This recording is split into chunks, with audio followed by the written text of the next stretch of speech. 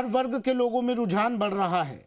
बढ़ता startup ecosystem Rajasthan की अर्थव्यवस्था को बेहतर करने में भी योगदान दे रहा है। राजस्थान के अलग अलग हिस्सों से स्टार्टअप अपने आइडिया से हर क्षेत्र में एआई के साथ इनोवेशन कर देश विदेश में पहचान बना रहे हैं।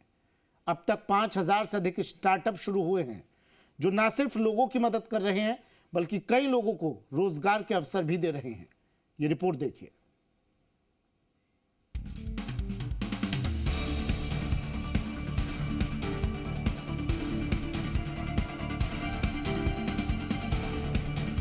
स्टार्टअप्स को लेकर हर वर्ग के लोगों में रुझान बढ़ रहा है। बढ़ता स्टार्टअप इकोसिस्टम राजस्थान की अर्थव्यवस्था को बेहतर करने में भी योगदान दे रहा है। राजस्थान में अब पंजीकृत स्टार्टअप की संख्या 5333 के करीब है। आइडिया को स्टार्टअप की शक्ल देने में राजस्थान देश के अग्रणी राज्यों में शामिल हो गया है। यही वजह है कि बाहरी कंपनियों के साथ साथ राज्य सरकार भी एक स्टार्टअप में 5 करोड़ रुपए तक निवेश करने लगी है।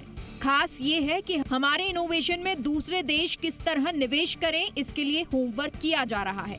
इसके लिए उन स्टार्टअप्स को चिन्हित किया जा रहा है जिन्होंने लीक से हटकर काम किया।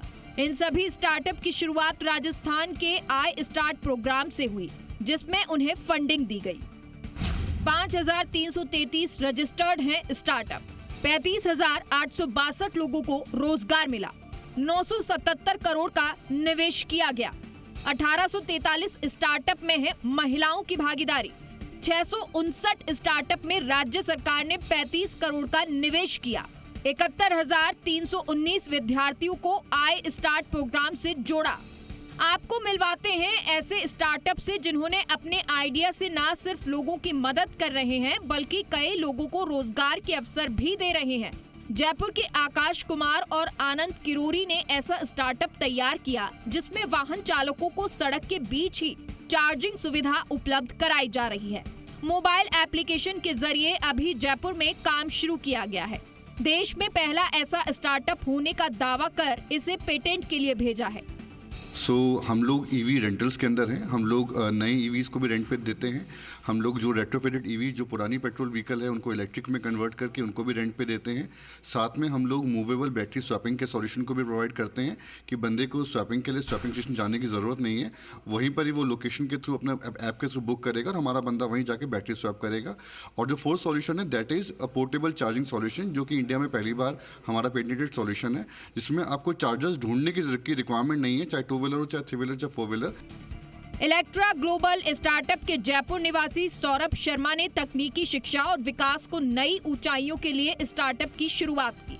आर्टिफिशियल इंटेलिजेंस को रोबोटिक्स और IoT सीखने के लिए एक प्लेटफॉर्म के रूप में विकसित कर रहे हैं, जिसका नाम है EGPT।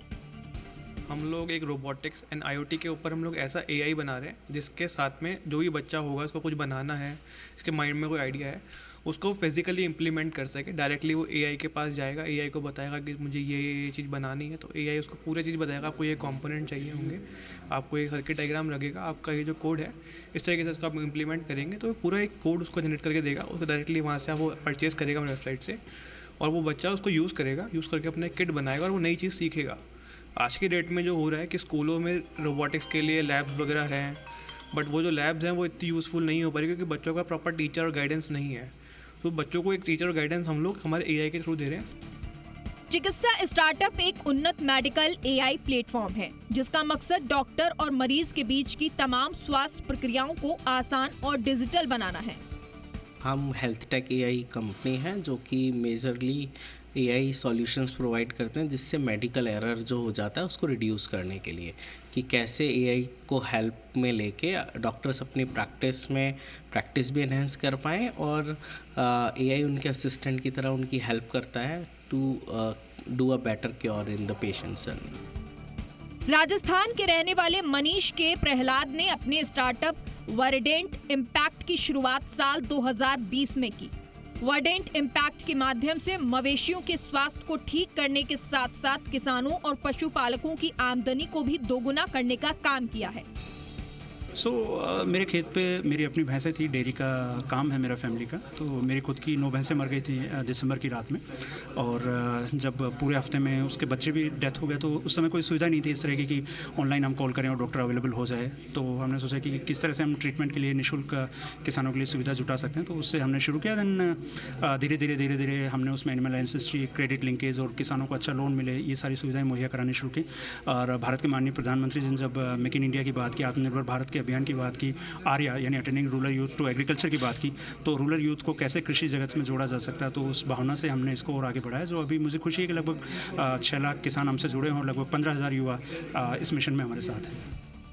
EHR logic startup founder Shivani Rathore और को फाउंडर डॉक्टर संदीप भार्गव ने ई ब्लड कनेक्शन स्टार्टअप तैयार किया है।